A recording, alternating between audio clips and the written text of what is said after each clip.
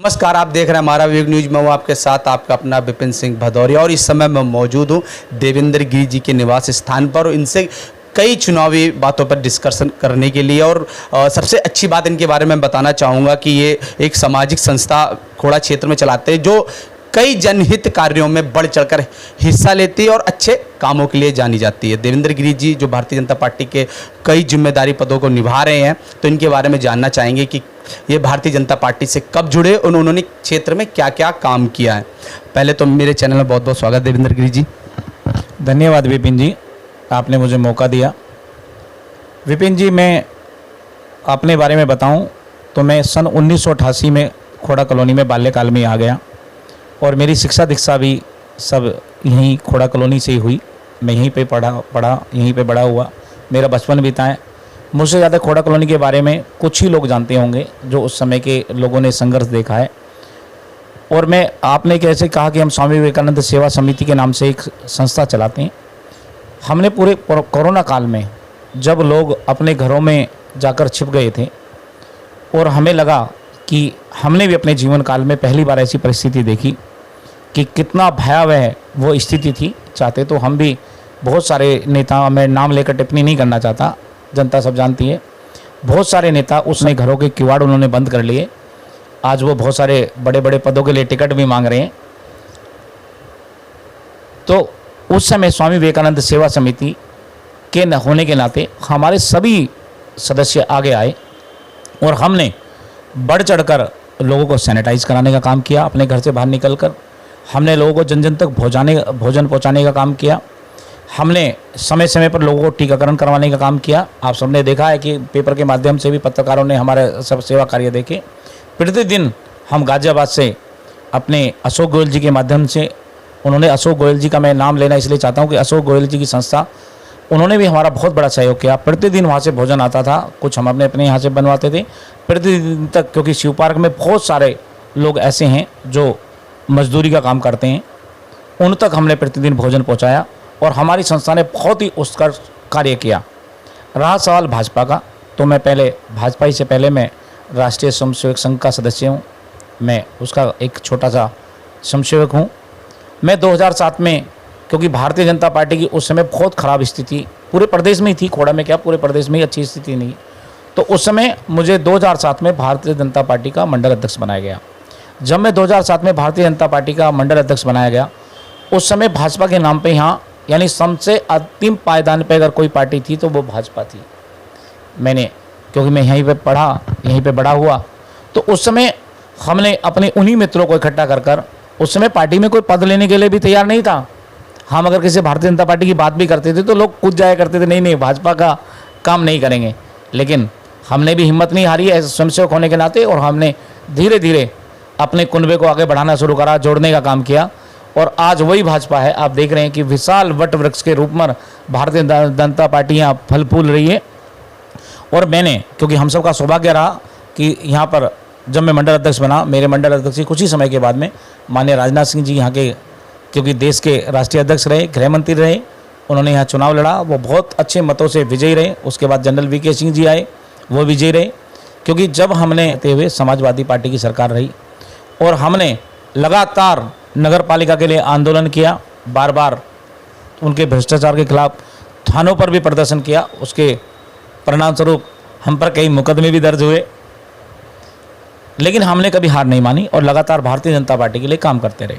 लगता है आपको भारतीय जनता पार्टी बहुमत से जीती भी, आपके चेयरमैन भी बने और कई सभासद भी बने और इस समय आप मनोनीत सभासद भी हैं। तो कहीं ना कहीं एक प्रश्न जो खोड़ा में पानी का, तो उसको आप किस नज़रिए से देख रहे हैं, पानी की समस्या को? जी, पानी की समस्या एक बड़ी समस्या है और मैं बिल्कुल क्लियर कट बिना किसी लाग लपेट के आपको बताना चाहता हूँ कि शीर्ष नेतृत्व ने इसके ऊपर, हमारे माननीय क्षेत्र के सांसद जनरल वीके सिंह जी, माननीय विधायक सुनील शर्मा जी और पूरा सदन, यानी नगर पालिका में चाहे वो चेयरमैन हो चाहे वो नामित सभासद हो, सभी लोगों ने एक मत राय होकर अभी नगर पालिका के लिए एक बिल पास किया है। नगर पालिका से सदन ने, पूरे सभासदों ने, उसमें केवल किसी एक व्यक्ति का योगदान नहीं है, पूरे सदन का योगदान है। पूरे सदन ने अभी प्राइमरी तौर पर कि खोड़ा कॉलोनी को, क्योंकि पानी खोड़ा कॉलोनी के ग्राउंड में वाटर नहीं है। खोड़ा कॉलोनी की जो मूलभूत समस्या, मैं अपने आपको इस संदेश से मैं संदेश को देना भी चाहता हूँ आप सभी सम्मानित क्षेत्रवासियों को, कि यहाँ पे जो मूल समस्या है, ग्राउंड का वाटर ख़त्म होता जा रहा है। इस कारण से यहाँ पे पानी आने में देरी हो रही है, क्योंकि अगर लाइन डलेगी तो या तो मसूरी से डलेगी या मुरादनगर से डलेगी, तो वो 2-4 दिन में लाइन डलने वाली नहीं है। सरकार ने भी शासन के स्तर पर जो यहाँ से प्रस्ताव गए हैं, चाहे वो डीएम के माध्यम से हों, अपने सांसद के माध्यम से हों, नगर पालिका के माध्यम से हों, अभी कहीं ना कहीं उनके ऊपर सर्वेक्षण चल रहा है कि कैसे जल्द पानी मिले। लेकिन प्राइमरी तौर पर मैं अपने सभी साथी नगर पालिका के सभासदों को मैं धन्यवाद देना चाहता हूँ कि सबने अपने विधायक जी को कि एक मत होकर कि जब तक पानी नहीं आ रहा है तो प्रथम फेज़ पर जहाँ पर पानी है वहाँ पर बोरिंग कराकर लोगों को, जहाँ पर बिल्कुल पानी खत्म होगा कई वार्डों में, वहाँ प्राइमरी तौर पर पानी देने के लिए उन्होंने एक पास हुआ है और जल्द उसके टेंडर होंगे और जल्द जहाँ पर बिल्कुल ड्राई हो गया पानी वहाँ लोगों को पानी मिलना शुरू हो जाएगा। और मैं ज़्यादा लंबे समय की बात नहीं कर रहा, आप देखोगे चंद महीनों में ही लोगों तक पानी पहुँचेगा।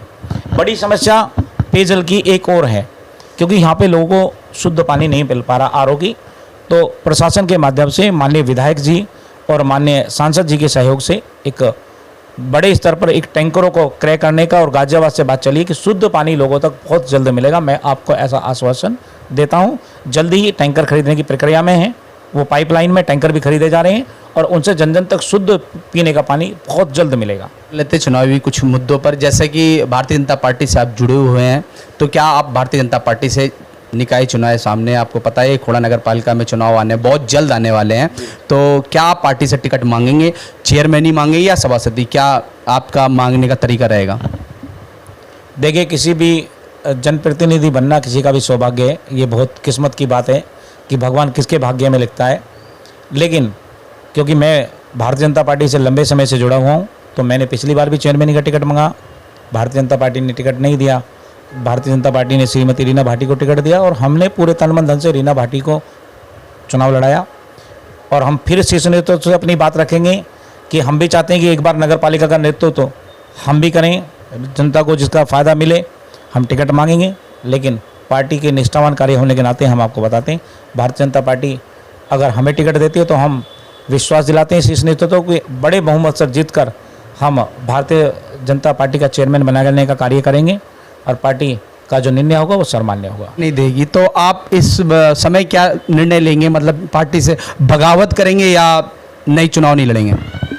देखिए, हमने 2007 से लेकर 2022 तक एक भारतीय जनता पार्टी के कार्यकर्ता के रूप में अपनी पहचान बनाई है और हम उस पहचान को सदैव जिंदा रखेंगे।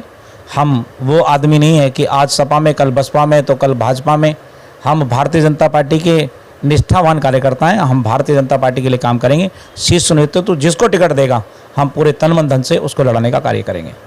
अच्छा, एक बार मान लेते हैं कि आपको भारतीय जनता पार्टी टिकट दे देती है और क्षेत्र में जो भारतीय जनता पार्टी का रुझान है, लगभग ये तय है कि भारतीय जनता पार्टी ही चेयरमैन प्रत्याशी जिता कर ले जाएगी, क्योंकि पब्लिक में जो रुझान है वो भारतीय जनता पार्टी के लिए काफ़ी अच्छा है। तो अगर आप चेयरमैन बन जाते तो अपने क्षेत्र में किस प्रकार का कार्य करेंगे? देखिए, अगर भारतीय जनता पार्टी मुझे मौका देती है और भारतीय जनता पार्टी के टिकट पर सर्वप्रथम तो मैं ये बता दूं कि मैं शिक्षा क्षेत्र से जुड़ा हुआ व्यक्ति हूं। तो अगर आप जिस तरह का आप देखते हैं कि अगर शिक्षक किसी बच्चे को 2 और 2 5 पढ़ा दे तो जीवन में यानी शिक्षक की गलती राष्ट्र में दिखाई देती है। और हमें शिक्षक होने के नाते विश्वास दिलाता हूँ कि मैं आपको बहुत बेहतर नगर पालिका चलाकर दिखाऊंगा, जिससे लोगों के जो ज्वलंत मुद्दे हैं उनको जल्द से जल्द हलने का प्रयास करूंगा और करूंगा ही नहीं, और मैं 100% वादा करता हूं कि मैं उनको हल करके दिखाऊंगा। अच्छा, हमारे चैनल के माध्यम से क्या जनता से कहेंगे, क्योंकि समय का बहुत अभाव है और आपको भी कहीं जाना था, मेरी वजह से रुके हुए हैं, तो एक छोटी सी अपील जो हमारे चैनल के माध्यम से कर सकें। मैं जनता से अपील करता हूं कि आगामी चुनाव बहुत जल्द नगर पालिका के निकाय चुनाव होने वाले हैं। आप सब नगर पालिका का सहयोग करें। नए वोटर कार्ड बनने का कार्य अभी 2-4 दिन में शुरू होने वाला है, क्योंकि मतदान का अधिकार राजा को रंग को बराबर है। अपने मताधिकार का प्रयोग करें और मताधिकार का प्रयोग जब भी करेंगे तब आपकी वोट बनी हुई होगी। इसलिए मैं आपके चैनल के माध्यम से अपील करना चाहता हूं कि सभी लोग अपनी मतदान में करें और जैसे ही अक्टूबर में अभी क्रम चलने वाला है नगर पालिका के वोट बनने का, अपनी वोट बनवाएं। कई और इनको मैं जानता भी था कि कई ये समाज हित के कार्यों के लिए क्षेत्र में जाने भी जाते हैं। इसी के साथ जय हिंद, जय भारत।